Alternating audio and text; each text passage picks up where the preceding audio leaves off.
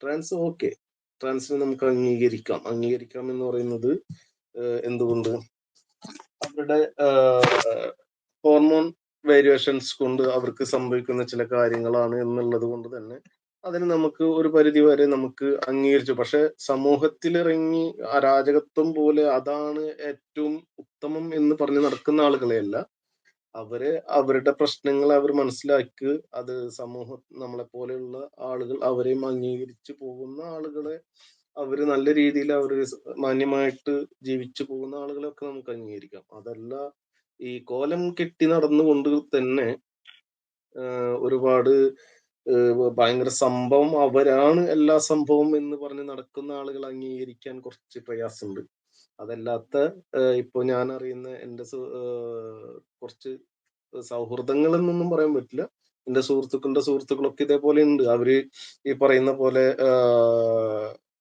Trans എന്ന് അവകാശപ്പെട്ടിട്ടൊന്നല്ല നടക്കുന്നത്. അവർക്ക് അങ്ങനെ ഒരു പോരായ്മ അവരിൽ വന്നിട്ടുണ്ട്, അല്ലെങ്കിൽ അവർക്ക് അങ്ങനത്തെ ഒരു സംഭവം അവരിൽ സംഭവിച്ചിട്ടുണ്ട് എന്നുള്ളത് കൊണ്ട് തന്നെ നമ്മൾ ആരിനെ മാറ്റി നിർത്താറില്ല.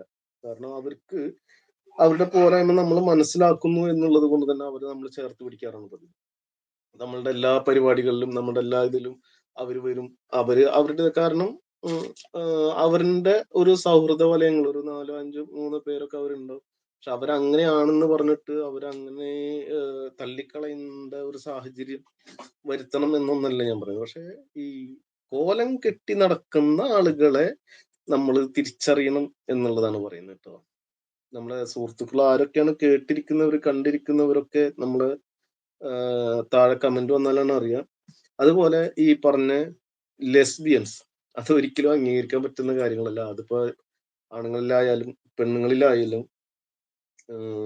ഈ ലെസ്ബിയൻസിന് ഒരുപാട് കാരണങ്ങളുണ്ടാവും. അവർക്ക് അവരുടെ കാര്യങ്ങൾ ശരിയാക്കി കൊണ്ടുവരാൻ അവർ ഒരുപാട് കാരണങ്ങൾ കണ്ടെത്തും.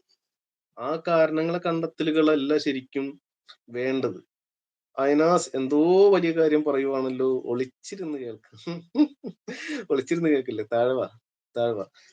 നമ്മുടെ പി പി പിണങ്ങു. ഇപ്പൊ പി പിണങ്ങു.